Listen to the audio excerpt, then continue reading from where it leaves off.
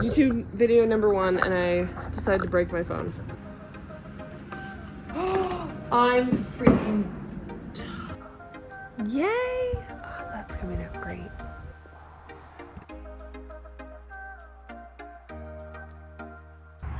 Hi guys, I'm Mariah from Mariah Flips Furniture, and in this episode, my very first YouTube episode, we are going to be going over 3 vital steps to flipping furniture. We're first going to be going over how to prep a piece properly. Then we're going to learn how to apply and seal a paint wash. And then lastly, we're going to be going over how to repaint furniture the right way. And that doesn't just mean buying the cheapest paint you can find and throwing it right on. There are really important steps. So let's get to it. Okay guys, so here's our first piece for the episode. I found this at a thrift store for $50, but it was half off, so only $25. There's nothing wrong with it. That orange coating is just a little outdated. So let's make it more modern and let's give it a nice little artistic touch. First, you always should start off by cleaning your entire piece. I use Simple Green Cleaner and I put it in a cheap little spray bottle that I got off of Amazon, but I spray the whole thing down from top to bottom and I wipe it off with paper towels.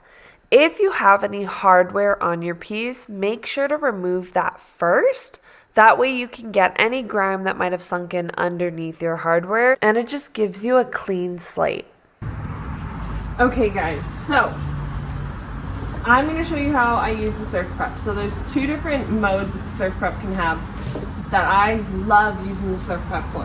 So obviously you can do the very popular curved one where it's the foam pad, and when you go over a curved edge, that foam pad will bend with the curved edge, which sands it so smoothly and evenly. Highly recommend. But there's also just flat sanding pads where you can do the top of any surface and it sands it really well. So let's get into that.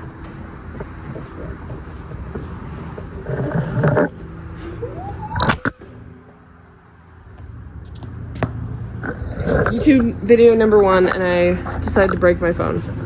That's awesome. Okay guys, so I sanded the first half with my surf prep, and I wish it was this fast, but it took me 8 minutes and 45 seconds, which is honestly still really good. I've been really focusing on letting the sander do the job and not put so much pressure on the sander, and so that's been really helpful at getting a smooth surface. Okay guys, so I just did the first half in 8 minutes and 45 seconds. And honestly, that's a really, really good time for me. I'm not the super fastest, and I'm really trying to get better at letting the sander do the work. They always say, let the sander do its job. It's kind of like a saw. Let the saw do its job. Don't put too much pressure into it. So I'm trying to be a lot better at just like keeping my hand here and letting the sander move rather than like pushing down and really like grinding at a spot. So 8 minutes and 45 seconds is not bad. And I totally understand that surf prep sanders are way more expensive than other products that starters can get. And trust me, like I dreamed about having a surf prep one day. So I totally understand if that's not where you're at right now. So I'm gonna do the other second half with the orbital sander. And yeah, I mean, I'm gonna see how long the orbital sander takes, and I'm still gonna work on letting the sander do its job. So let's see how this goes.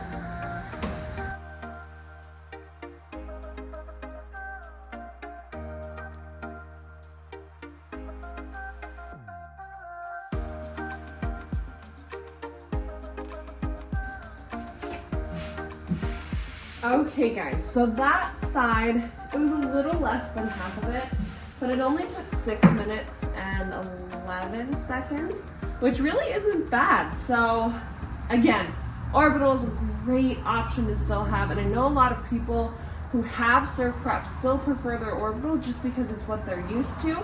So there's nothing wrong in just buying an orbital rather than the more expensive system. And let me show you something that a friend showed me that is amazing. So I have just a random shop vac, and the problem with a random shop vac is that it doesn't always connect to your orbital sander, which means I had so much dust in my garage for a really long time. And so one of my friends showed me this pipe connector. So here's the shop vac and my orbital sander, and they really don't connect. However, rather than buying a specific shop vac that works or an expensive adapter that connected the two, hopefully based off of measurements, there's this pipe connector where I just got it from Amazon. It was like $4, maybe $6, and it has two separate sides, if you can see that, where you can put one with your shop vac, take a screwdriver and twist this. I'll show you. There you go. You just twist it so that it's nice and snug, and then you just take your sander on the other side and do the exact same thing. I highly recommend having a vacuum because honestly it lowers just the dust in your entire environment, and it's really important to not have that floating around. Whether if it's because of your lungs, to keep your lungs healthy, or if it's because you have top coat or paint drying in another section, and if you have dust flying all around, it will get on that. So I'm gonna start sanding the sides and the base as well, and the legs. And for that, I am going to use my Surf Prep sander, and I'm gonna use the flat one for all the smooth areas, and then I'm gonna use the foam pad for these. So stick around.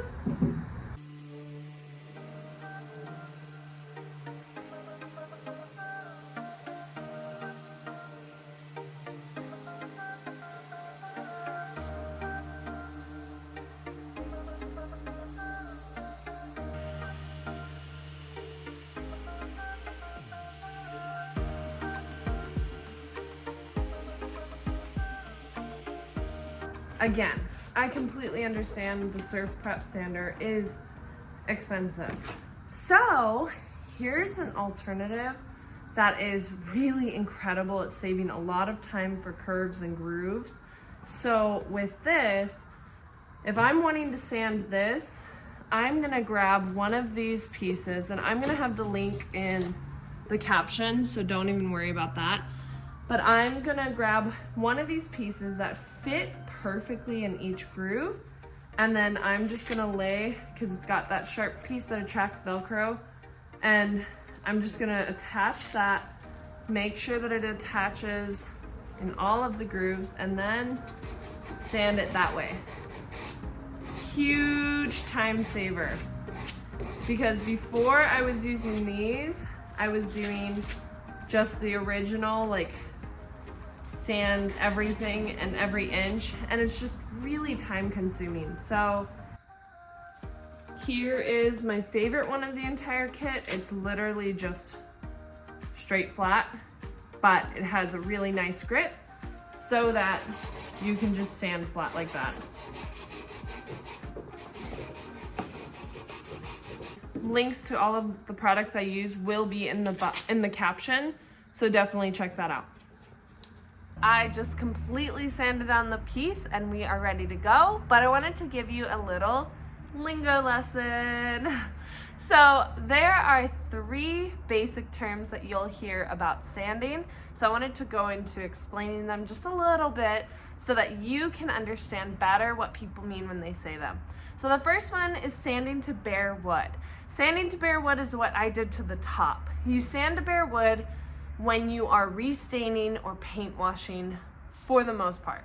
So when you sand to bare wood, you're using a lot more time and typically more material as well, but you are removing the entire old finish. So whatever paint was on there, top coat or stain, you are removing all of it completely to get the wood bare naked so that you can do a stain evenly, smoothly, and the whole thing is redone.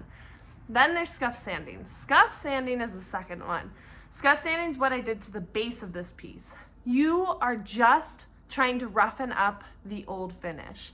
So if you think about a top coat, the whole point of top coat is to protect the piece that you have so that if dirt gets on it, even paint splatters, you can wipe it off. Top coat is going to do its job to avoid anything sticking on it. So that means if you just throw paint onto top coat, it's going to scratch right off. Take your sandpaper, your sander, and you're just roughening up the finish of it so that your paint and primer can stick to the surface.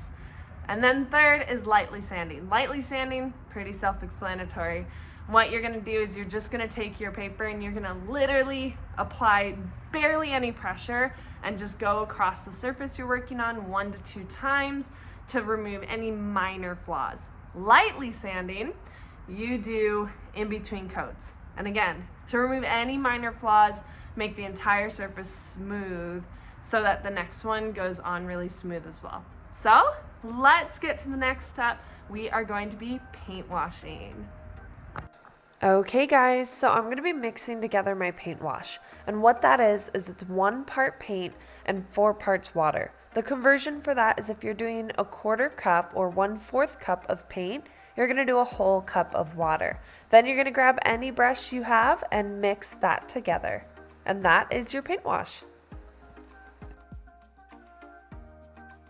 Okay, so if you look at the wood, this is similar to the color I'm wanting to get it at. However, if I were to top coat this right now, and I'll show you with an example, it's gonna turn a lot more orange. So that's a good example of what the wood will really look like if I top coated it. And I don't want that color. So the paint wash is gonna help me keep more of this whitish color. So let's go ahead and apply it. How you're gonna do it is you're gonna do it in sections and you're gonna spray your water to dampen the wood.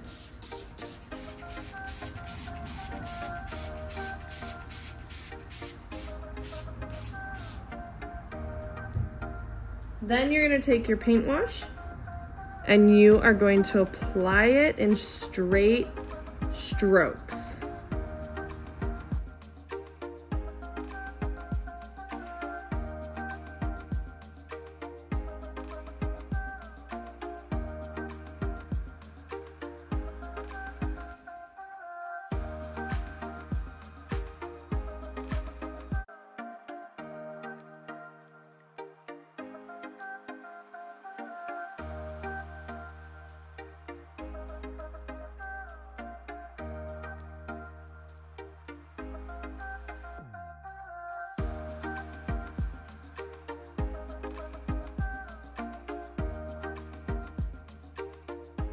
Now, ratio, really important. Wiping it on in straight strokes, really important. However, wiping it off in long brushes is, in my opinion, how you're gonna get your paint wash to look the most even. So make sure you take your rag and you wipe in one long streak, starting at one side, ending at the other.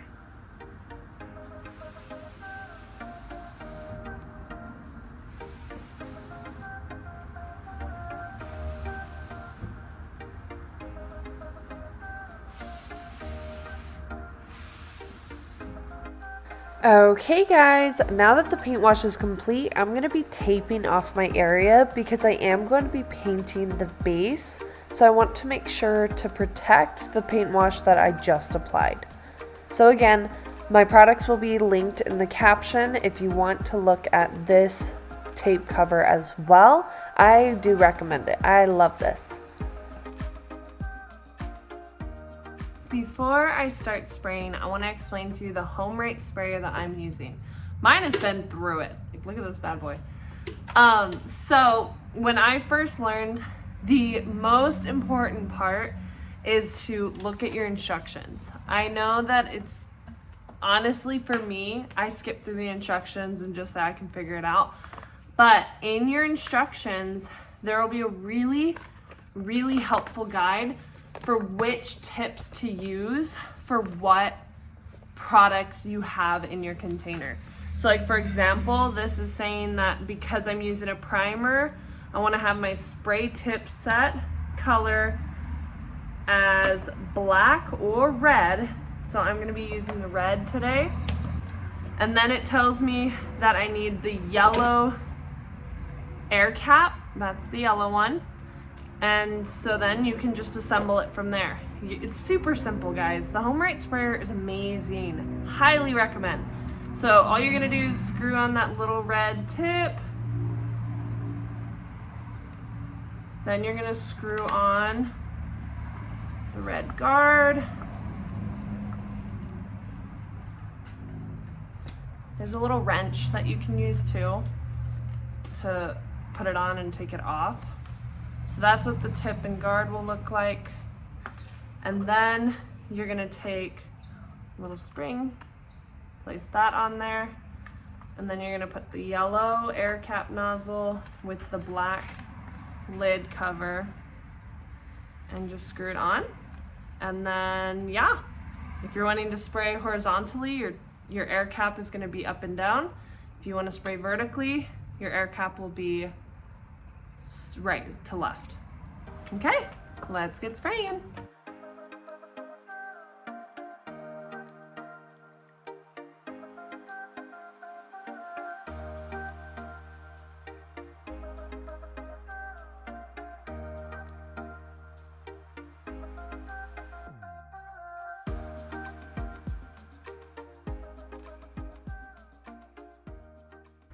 Okay guys, so as for paint, I wanted to go over a couple of tips for when you're looking for paint for painting furniture. So there are some really great brands out there that are meant for furniture. They have a one coat does all. It includes the primer, it includes the top coat. However, those are way more expensive than the ones you can find at Lowe's and Home Depot. So let's talk about a couple of tips for the Lowe's and Home Depot ones. So there are three really good brands that I would recommend. There's Sherwin-Williams, Valspar, and Behr. So those three brands are really, really great when you're buying the right type. So you want to look for, when you're buying from those paints, interior, not exterior. And then you want to look for semi-gloss, satin, or flat, whichever one you prefer. Again, I prefer satin. So when you go to Home Depot or Lowe's, you can actually ask for a sample board. They have these little sample boards with all the different finishes on them so that you can see them side by side, and that way you can kind of see, okay, I want to go with the semi-gloss or I want to go with the satin, and you can make that decision for yourself. So I hope that helps you guys. Now let's get to straining. For straining, I use these paper strainers from Home Depot or Lowe's. I got a pack of 4 for 98 cents, and they help remove any chunks from your paint so that they don't go through your sprayer and onto your paint. So because I taped off the entire area, I don't have to worry about overspray, so I can spray freely on the piece. And then after the coat dried for 2 hours, I went ahead and lightly sanded. Again, just going back and forth lightly. And then I applied the second coat. And now it's time to remove the top.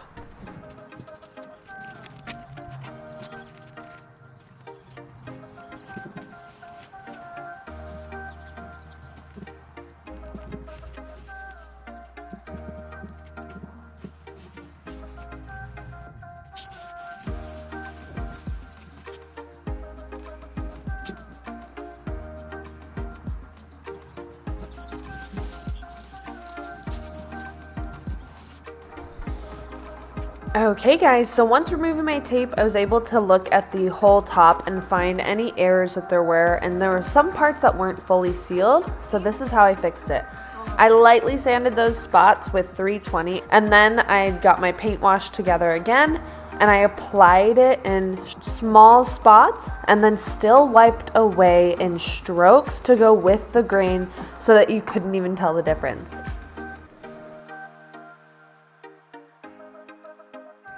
Okay guys, I repeated the process 2 more times and I think it looks a lot better. So that being said, here is what the table looks like so far.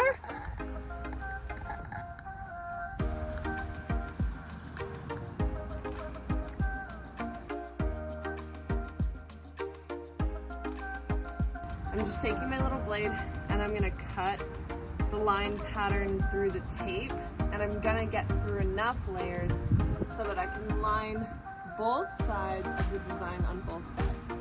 So I'll show you how.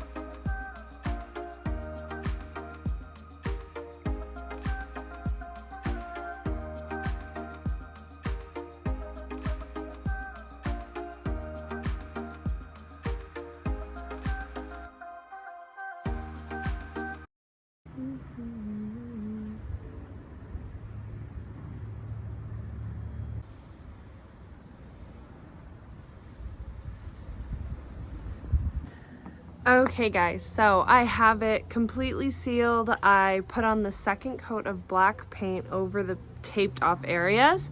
And so now I'm gonna go ahead and peel off the tape so that once the paint is dry, I can top coat it.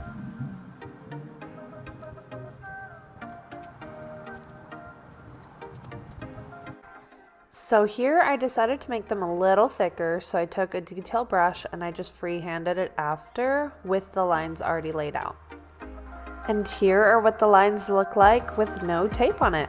I am so happy with how it is, so let's top coat. So I have my HomeRite sprayer, and for my top coat, the instruction manual says to have your blue tip and cap on, and then to have your black air cap nozzle. So that's exactly what I have.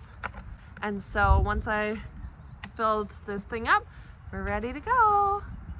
So at this point, I sprayed on my top coat, and you do an even strokes. You make sure to end off the piece. I lightly sanded between coats, applied my second top coat, and now, once it's dried, it's ready to be brought inside and staged. Okay guys, let's talk staging. So if I'm wanting to stage my piece, there are a couple of things that I like to do to really emphasize my piece and not have it blend in with any decorations. So because my piece has those black lining on the top and the black frame, I want to emphasize the black by having black decorations around it. I personally, when there is wood on your furniture that's showing wood grain, natural grain, I personally don't like decorating with wood pieces.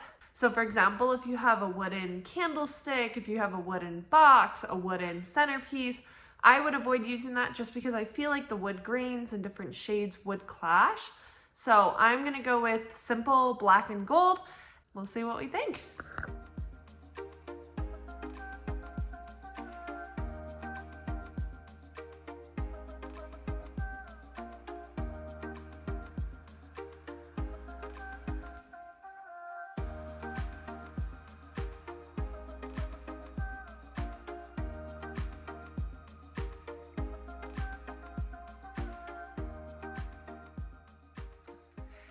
Okay, you guys, well, that's a wrap for episode 1. Thank you so incredibly much for all of your support and just your love. If you could subscribe and like and comment even, it would mean the world to me. I hope you join for future weeks. I plan on uploading every Friday at about 2 p.m. PST time. Thanks, guys. Bye!